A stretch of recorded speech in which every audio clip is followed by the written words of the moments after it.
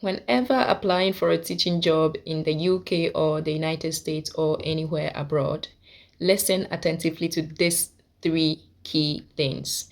Do not upload a CV if you haven't been asked to. 2. Apply for only jobs in your field. I mean, apply for jobs in your subject area. Do not apply for jobs outside of your subject area. That is key. And then key number 3, apply for jobs in the secondary school level if you have QTS. Do not apply for jobs if you don't have QTS, and you should have 2 or more years of experience before you apply for teaching jobs in the UK. Employers will be checking that. Welcome to Vinnie's channel. My name is Vivian. I'm a maths teacher in the UK, and on this my channel I talk about migrating to the UK and all that comes with it. My journey, my entire process is on this channel. Utilize all my videos, yes, to get more information, how I got my job, interview process, visa application process. Check on my channel for all those things. In this video, I'm talking about how best to apply for jobs, the best things to do when you are actually applying for a teacher position here in the UK. If you've been following my content, I've always been talking about making sure you have a perfect CV, and check this my video on your perfect CV, how to write your perfect CV, and also check for how best you could write your supporting statement for teaching job applications. Yes, I have all the information you need right on Vinnie's channel. Don't go away, watch this video to the end and you'll be amazed. Give authentic information. Remember, I'm a teacher myself. So everything that I post here is based specifically through experience. Yes, my own personal experiences and my entire journey. I came across an article written by test.com, and in that article, we're going to be looking at what I found out with regards to applying for teaching jobs in the UK. Now, here are some of the most common errors seen on applications for teaching positions that can put you on the back foot before you even get started. Yes. So they just highlighted a few points, but I'm going to be explaining bit by bit. Now, what we see here, just right below my picture, is that for more job seeker advice, how to write a great cover letter. Cover letter has been mentioned there. How to write a perfect CV.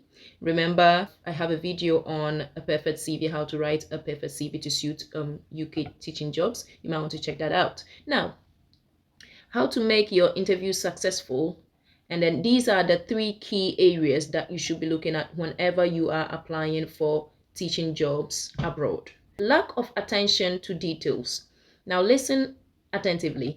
Getting the basics right is key according to Tess, because it may surprise you how many applications principals and education recruitment consultants receive that lack the basics. Yeah. Often applications can pass through multiple hands before they reach the decision maker. And so it is important to make sure your name and your contact details are displayed prominently in the front of your CV and cover letter. One key thing that I want us to look at: if your application is not personalized. Let's listen to this. One of the worst mistakes you can make on any job application is to send a generic cover letter and CV. What do they mean? There is something worse than a cover letter addressed to Dear Sir and Dear Madam. When you are writing a cover letter or a CV or any information you want to send across to employers with regards to an application, and you address it as Dear Sir and Dear Madam, this highlights to principals or hiring managers that you haven't been actually bothered to find out more information about the school. Yeah, pinpoint blank. So if the job advertisement doesn't specify who your application should be addressed to, Assume it is to the principal and address them by name in your cover letter. So this means that you should be doing a little bit of searching and then research with regards to the particular school you are applying to. At least you should know the head teacher's name and then use his name for this purpose. Yep. Don't just address your cover letter to dear sir, dear madam. That is not so cool. Key point that I'll talk about is not including relevant work history when applying for teaching jobs in the UK or abroad. Employers don't want to receive applications that lack specific information about what you have done in your teaching career, or for graduate teachers, a CV that doesn't explain your teaching experience. For teachers, it is vitally important to list the subject and the year levels you have taught in each role you have had, and what schools you have worked at. Listing your work history as humanities teacher at Department of Education, for example, doesn't tell a potential employer enough information about your role. Responsibilities, work environment, or achievements explicitly state what schools you have worked at, what subjects and year levels you taught, achievements, areas of additional responsibilities, and extracurricular activities that you have done. Too little or too much information. It is important to edit and approach your application with a critical eye. CVs and cover letters walk a fine line between too little and too much information. CVs that don't provide enough information about your qualifications and experiences raises question marks for potential employers. Yeah, so there you have it. Let's move on to a quick application form that I downloaded from gov.uk, as you can see from up there. Remember, gov.uk is a website that you can have lot of applications on the job vacancies to apply to. Now, what we're looking at here is a second in math teaching job, which is from the Spalding Grammar School, Spalding, Lincolnshire, in the UK. Now, before you you apply to any teaching job, you might want to look at the advertisement placed online. Make sure you read through thoroughly, because it's pretty important to know most informations provided on there. So I'm quickly going to take you through now for this teaching job. It's still active with regards to they are still looking for applicants as at now that I'm making this video. There is 34 days remaining to apply, and then the closing date will be 24th of April 2025 at 12 p.m.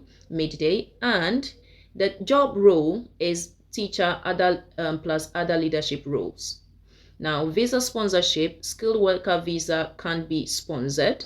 It has been stated clearly on there. So whenever you are looking at job advertisements, make sure you check in if the job role has got visa sponsorship, since you are applying from overseas.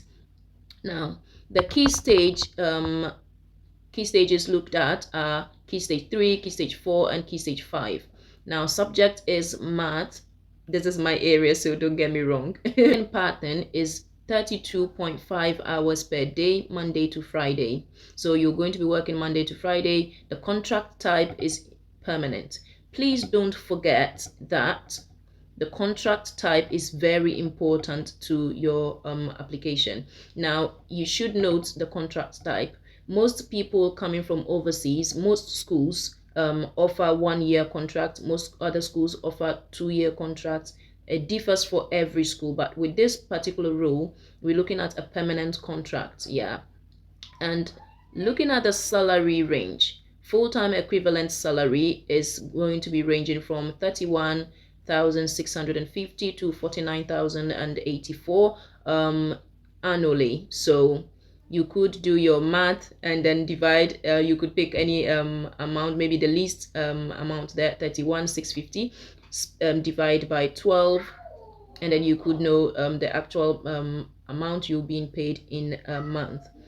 Now, the pay scale is M1 to U3. M1 is minimum pay rate, and then U is upper pay rate. Now the UK is such that the pay rates are in two folds: minimum pay rate and then upper pay rate. I think I should be doing a video on that. Yes, this reminds me, I'm going to do a video on the pay rates in England so you are able to know.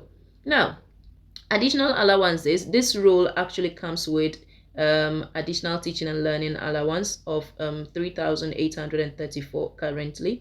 Yeah, so all these basic informations here, you need to actually go through. All these that I'm bypassing, they are the qualifications, the desirable things that they are looking at, the experiences they are looking for in you as a candidate. To apply for this job, we're going to be downloading the application form. You need to go down a bit to look at other documents that you could download to be useful for your application. And in these two documents, you definitely find the person specification that you need to read through and make sure you tailor your supporting statement to that. Remember to do so. So guys, after clicking on the application form itself, this is the form we have right there. Yeah, for Spadling Grammar School. That is the application form they have provided. Now, going straight to the point, remember from the job advertisement, the job title has been indicated there. All you need to do is to make sure you have the same job title written at the space provided on there.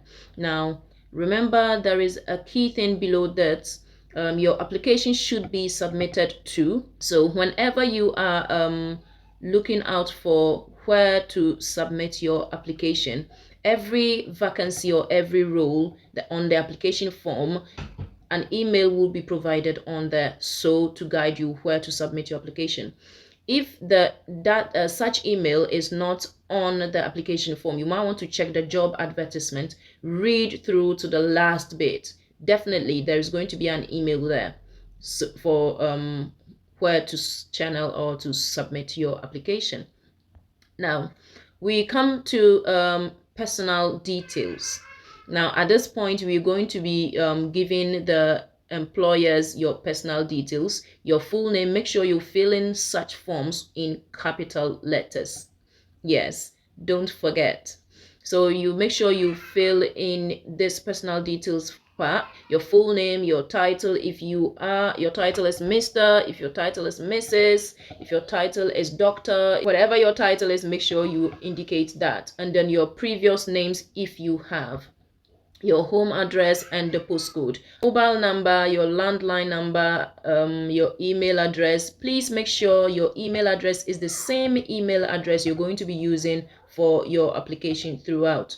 Don't be changing email addresses because every response is going to go through the same email address you provide. National insurance number. Now remember that national insurance number is a number only obtained if you are in the UK. Now, if you are outside of the UK, you don't have a national insurance number. Yes, so until you have a UK visa approved, and then you come in and you have your biometric resident permit, on that card you will have your national insurance number at the back of the card. So if you are not inside the UK, you don't have a national insurance number. So what you could write there is not applicable. You could write not applicable in that space provided. Now we get on to teaching information for completion by candidates applying for teaching posts only. So you need to complete this part. The first question is, do you have qualified teacher status? Yes, guys. So you see I mentioned earlier that if you don't have qualified teacher status, do not apply to vacancies in the UK. They would definitely be asking. So if you have it, you quickly click yes. If otherwise, you click no. Now, date qualified as a teacher if applicable. So this is the date on which you got your qualified teacher status. Yes, so you might want to check your emails. Remember, when you get your qualified teacher status, you definitely be emailed. So you check your emails for that specific date. Now, DFE reference number, Department of Education here in the UK. So your QTS number is definitely the same or as your DFE reference number. So if you have the QTS number, you just write the same QTS number for DFE reference number. Now, subject specialism. Now, at this point, you need to let employers know your subject specialism. Are you an early career teacher, ECT? Early career teachers are teachers who just recently completed their teacher training. So if you are not an ECT, please click no. So let's move on quickly to employment history. Yeah. Now, current or most recent role. Now, this is where you put in details about your teaching role. The current one, the one in which you are in at the moment, is what you fill in this space. Yeah. So your start date, the date of which you started working in that so and so school, and the end date. So if you don't have an end date, you might want to write there that end date will be provided when you get a new employment that is accepted. Now, salary, you need to write down the salary you earn from that particular school in which you work, number of hours per week that you do, length of notice period. So if you have 3 months, then you could write that down, that you have 3 months length of notice period. Yes. And employer's name. So you need to write your employer's name as well, employer's address, employer's telephone number, brief description of your duties. Yes. So in this big space is where you describe your duties in that specific school. And in this section, kindly don't write just one or two scanty things. No. You need to go into details with regards to what you actually do in your current workplace. Include all the roles that you have, include every little thing you do in the school. I mean, important duties, describe them all. Now, filling this part of the application form is much easier when you have your CV, when your CV has this part included already. So all you need to do is to copy from your own CV and then paste it here. Now, remember, I've done a video on CV preparation. Please check that video out to help you on how to write your best CV for teaching job purposes. Now, we fill in your job description, I mean your duty, and then reason for wishing to leave. So for reason for wishing to leave, you might want to write your reason there. Maybe you want more opportunities for career progression. You might want to write it there. Let's move on to employment history. That is your previous employment history, apart from the current one you have there. So you might want to continue with the places that you have ever worked. Employer's name and address, important. Position held in that school, very important. The salary you were paid during that time. FT or PT, full-time or part-time. That's what that means. Reason for leaving. If you left one school to another school, what caused your leave? Why did you leave? If you migrated from one city to another, if you got married, state your reason on there. Now, date, the start date, and then the end date for those particular places that you worked should also be indicated. Education and qualification, pretty important. So for education and qualification, your qualification, the title of your qualification should come first. You write that down, and then the results, grade or qualification. So if you had a second class upper qualification, you might want to explain that on there. You write your result or grade or classification. So if first class, you write it down. Second class, third class, whatever it is, you write it down. Now, school, college, or university, the name of the school, the college, or the university you attended should be right there.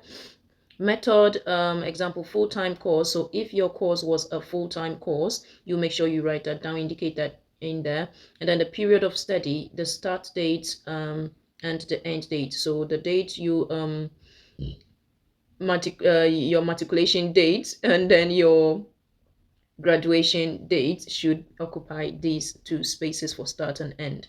Okay, now other training, please don't forget that if you have multiple qualifications, you need to list each of them. I mean, continue the same process for each of those qualifications you have to fill in the spaces. Now, other training, if you have other training that is linked to your job application, you might want to list those as well. You give the details of that training.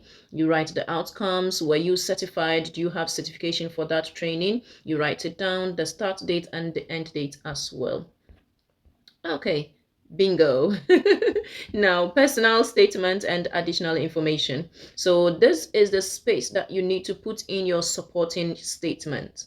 Yes, so kindly watch my video just right there on how best to prepare your supporting statement. And if you have it written, then all you need to do is you copy it onto there. Remember that for supporting statement, you need to check the job advertisement for their person specification, and then you make sure you need to tailor your supporting statement to that of the school's person specification. So you might want to watch this video. It's pretty important to help you and to guide you to go through your supporting statement. So if you have it done, all you need to do is to copy everything that you have on there for your supporting statement and paste it in this big space. Now, references. Remember that for every application you make, schools may or may not ask for references. So for this particular application that we are looking at, references, a bit of information there has been given about referencing, and you are supposed to provide referee A and then referee B. At least you should have two referees.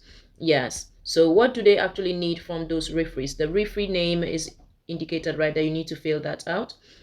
Referee job title, what does that person do? Capacity in which you know that person, you write it down. And referee email address, referee mobile number. So make sure, since it's a teaching job, a teaching role you're applying for, your referees should also be based on teaching.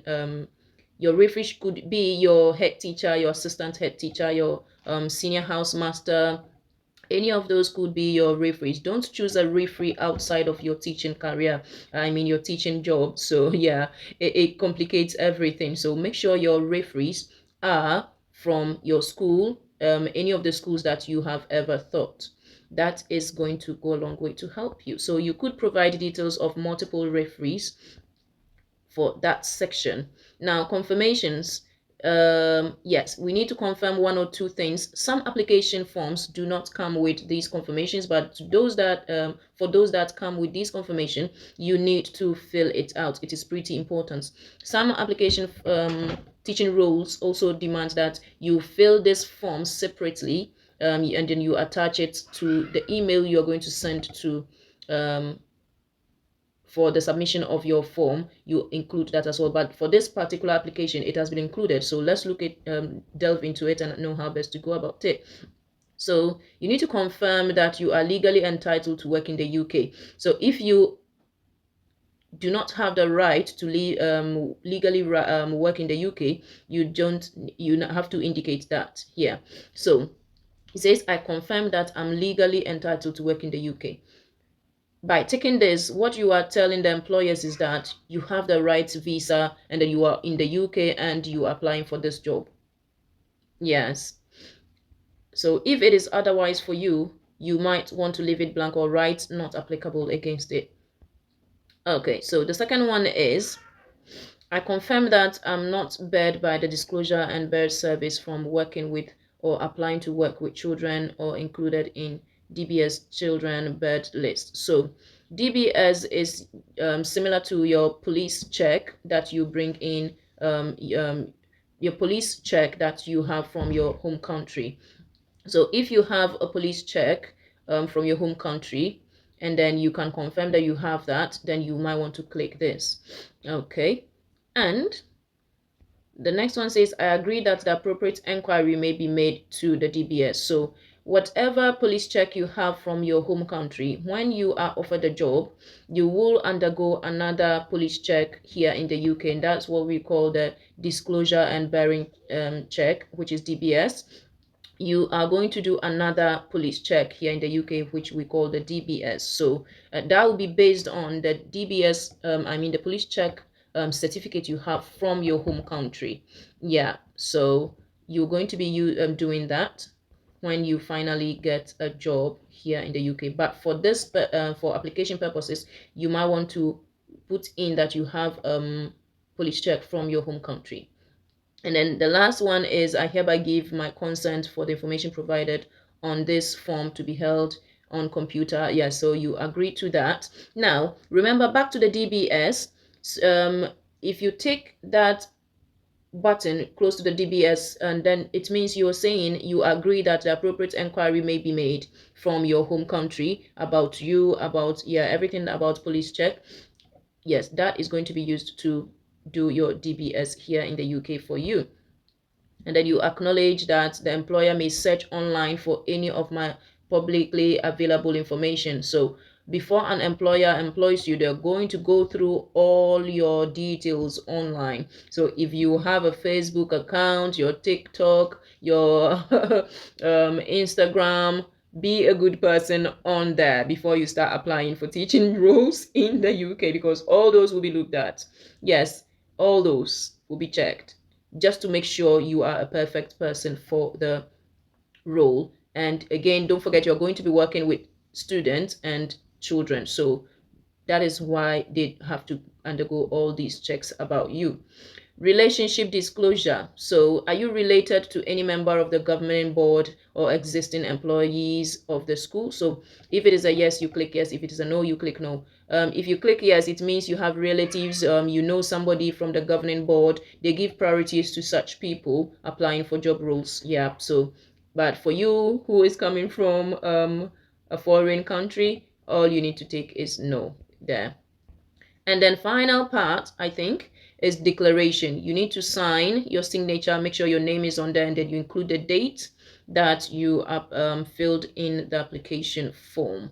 And for disabled people, if you are disabled in one way or the other, you need to tick that. It says, I have a disability that would require reasonable adjustment to be made at interview. So if you have any disability, then you need reasonable adjustment to how best you could undergo your interview, you might want to take that. But if not, you don't need to. Okay, so I think that brings us to the end of an application form. Don't forget what I mentioned earlier. Teaching jobs in the UK are still ongoing. Yes, so to get a teaching job for September 2025, this is the time to be applying for jobs. This is the time to be searching critically for jobs advertised in your subject area, and then you go ahead to apply. If you're new to my channel, this is Vinnie's channel. I'm a teacher here in the UK. I teach maths, and then on this channel I talk about how to migrate to the UK and to the USA, to any foreign country for a teaching role. Enjoy your day and stay tuned for more videos to come. Don't forget to subscribe if you haven't. If you love my content, please do share to all platforms that you know. You might not know who might benefit from you sharing this video. Thank you and God bless.